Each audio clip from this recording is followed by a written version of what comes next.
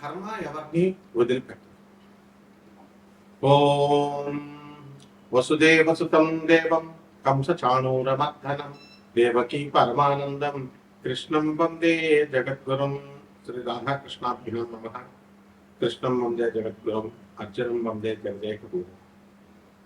మనకి కర్మ ఎవరిని వదిలిపెట్టదు అని పదే పదే మనం వింటూ ఉంటాం. ఇక్కడ ఎవరికి కూడా మనకి కొత్తగా శత్రువులు ఎవరు ఉండరు అనమాట.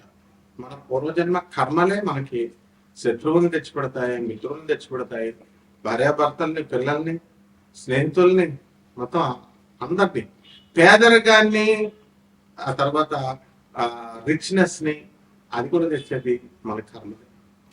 అందువల్ల మనం ఎవరి మీద అసూయపడక్కర్లేదు, ఎవరి మీద కూడా మనము జాలి పడాల్సినటువంటి అవసరం లేదు, లేదా ఎవరి మీద కూడా మనము మనల్ని చూసి మనం గర్వపడాల్సిన అవసరం లేదు. ఎందువల్లంటే నవయవ్వనంలో ఉన్నప్పుడు కౌమార దశ నుంచి మనకి అవయవాలన్నీ కరెక్ట్గా పనిచేస్తూ ఉంటాయి. చేస్తున్నప్పుడు మనకి ఏమవుతాయి, అహంకారం వచ్చేస్తుంది. పరమాత్మనే మనం మర్చిపోయి మనం ఏమంటాం, ఈ పని నేనే చేశాను అంటాం. అందువల్ల జగద్గురు ఆదిశంకరాచార్యులు వారు బాల్యంలో క్రీడలతో, చిన్నపిల్లలు చూడండి, క్రీడలతో సమయం వాళ్ళు ఆటల్లోనే గడిపేస్తారు. యవ్వనంలో, కౌమార్యంలో టీనేజ్ లవింగ్, యవ్వనంలో మేటింగ్. అందువల్ల ఈ యొక్క యవ్వనంలో కామాసక్తుడైపోతాడు. ఏమండి అది ఏం లేదండి, నేను ఎవరిని ప్రేమించట్లేదండి, నేను ఎవరిని ఇచ్చేయట్లేదండి అంటాడు. అన్ని అబద్ధాలు. కాబట్టి కామా తురాణా లచ్చ భయం అన్నారు. అందువల్లనే పెళ్లిళ్ళు చేసి పడేస్తారు. 30 సంవత్సరాల కల్లా వీడి కామం దిగిపోద్ది అనమాట చేసేస్తే. కానీ ఎక్కడ మరి స్టార్టింగే 30-32కి మొదలెడుతున్నాడు. అందుకనే మనకి ఇవన్నీ కూడా లివింగ్ అండ్ రిలేషన్స్ అని, తర్వాత డేటింగ్ అండ్ సినిమా సంస్కృతి, పాశ్చాత్య సంస్కృతి, ఈ సంస్కృతులు అన్నీ వచ్చేసినాయి.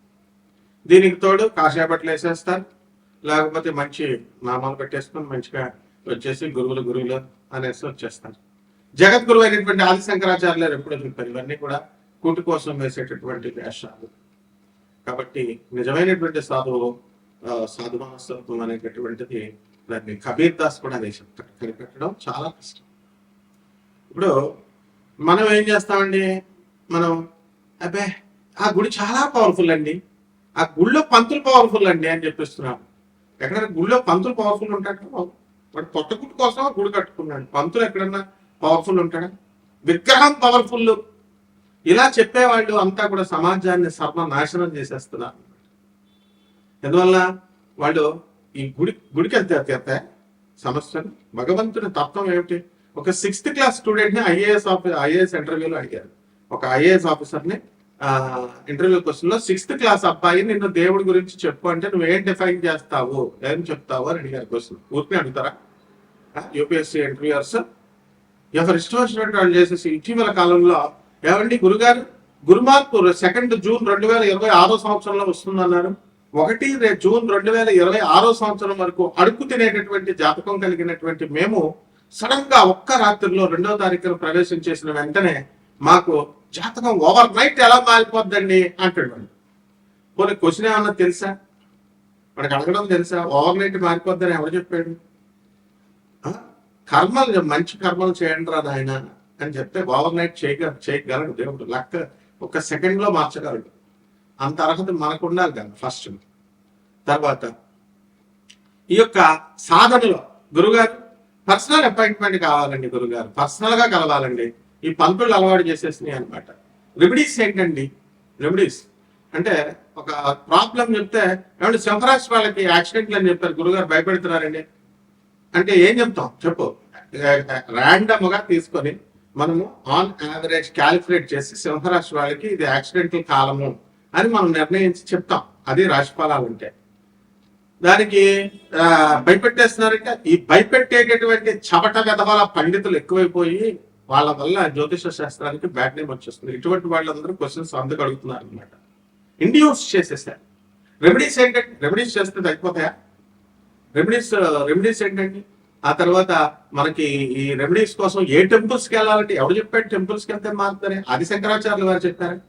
సో నేను అనేది ఏంటంటే ఇవన్నీ కూడా నాయన ఇది ఆస్ట్రాలజీలో ఈ మహాపండితులు గొప్ప పండితులు వచ్చి యూట్యూబ్లోకి వచ్చి చెప్పేటటువంటి వాళ్ళు సొంతగా పైచాలి ఇవన్నీ. జ్యోతిష శాస్త్రం అది చెప్పలేదు, కర్మానుసారం చేసుకోమని చెప్పింది. దానికి చాలా లోతులు కావాలా, చాలా పెద్ద ఫిలాసఫీ అది. కాబట్టి ఎవరికైతే ఇంట్రెస్ట్ సీరియస్ గా ఈ యొక్క జాతకాన్ని తెలుసుకోవాలనుకుంటున్నారో అటువంటి వారు మాత్రమే కాల్ చేయాలి. అది కూడా కాల్ చేయకూడదు, వాట్సాప్ లో మెసేజ్ పెట్టాలా. గురువు డైరెక్ట్ నెంబర్. ఇప్పుడు ఎవరైనా సరే చూడండి, యూట్యూబ్ వరల్డ్ లో ఎవ్వరు డైరెక్ట్ నెంబర్ ఇవ్వరు. ఎందుకంటే ఇదిగో ఇలాంటి వాళ్ళు అందరూ ఫోన్లు చేస్తారండి. You should not call me.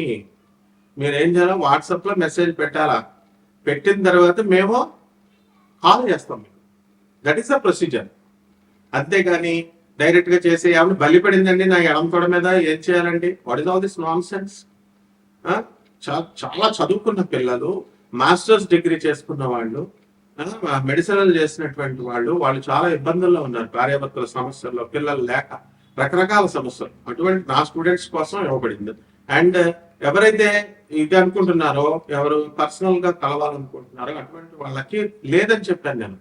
And ఒక ఎంఆర్ఓ చేస్తారు, లేకపోతే ఇంకొకళ్ళు ఎవరో కమిషనర్ ఆఫ్ మున్సిపాలిటీ ఏదో ఎక్కడో చోట ఇట్లా చేస్తుంటారు.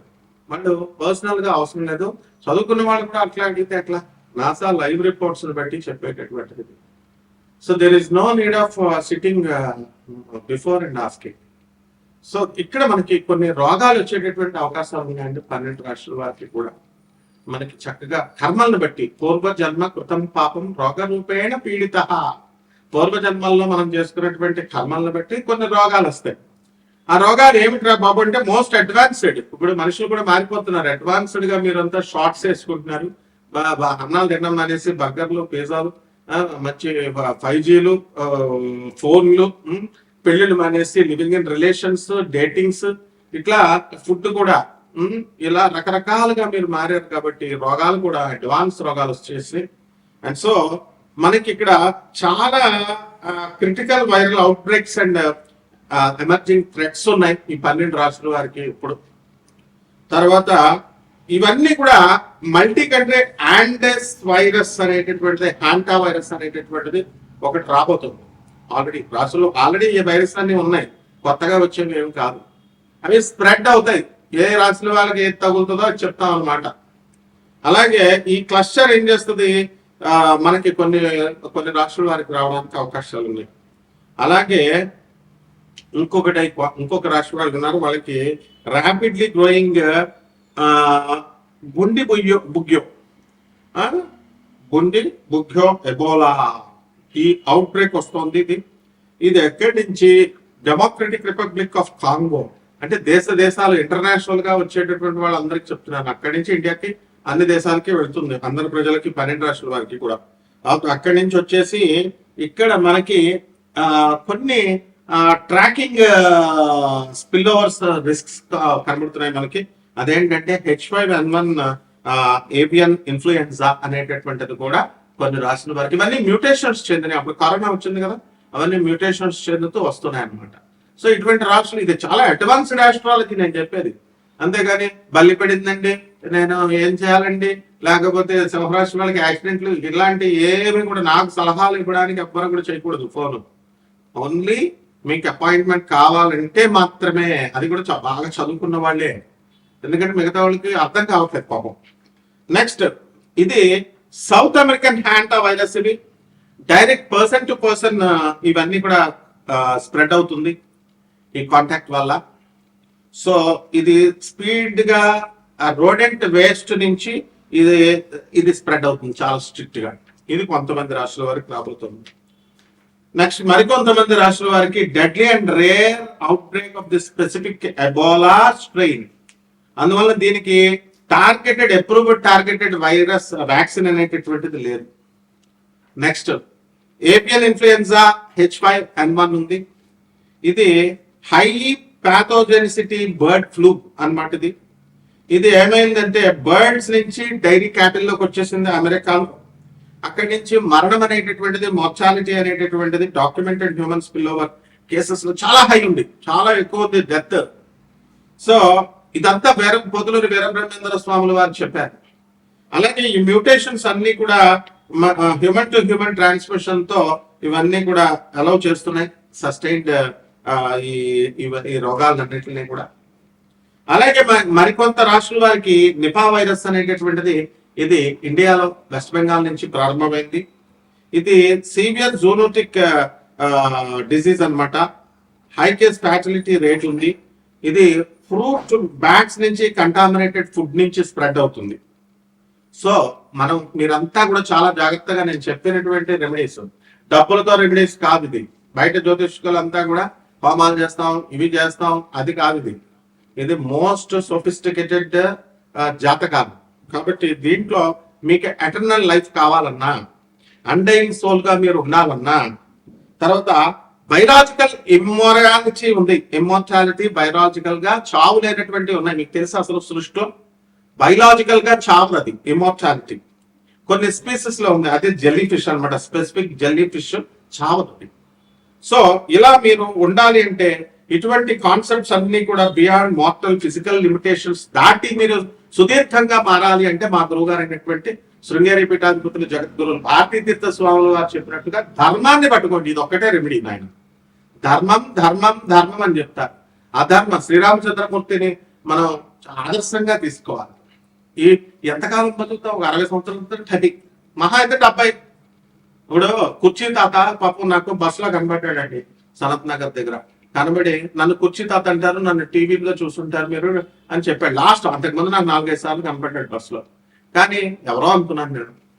అంటే చావుకి ఇంకా జస్ట్ ఒక్క రోజులో ముందు కనబడి నాకు నన్ను అంటారు, నా కోసం రూపాయి ఇవ్వలేదా అని పాపం అడిగాడు. అంతకుముందు నేను కొడుకుల్ని పెంచాను, నేను నాకు చూడట్లేదు అని అడిగితే ఒక్కొక్క రూపాయి అడుగుతాడు పాపం. అందరూ వేసేవారు. అలాంటి నేను పక్కన ఒక సినిమా ఆయన యూట్యూబ్ ఛానల్ అనుకుంటా, కెమెరా అంటున్నాడు, షూటింగ్ అంటున్నాడు, ఇవన్నీ అంటుంటే సినిమా అయినామో అనుకుని నేను అతనేనా కుర్చీ తాత అంటే అతనిగా వేరే వాడు మర్నాడు న్యూస్ లో కుర్చీ తాత చచ్చిపోయాడు కృష్ణకాంత్ పార్క్ లో నడుస్తుంటే చూస్తే ఫోటో చూస్తే అతనే. అంటే ఒక పేదవాడి చావు చూడండి.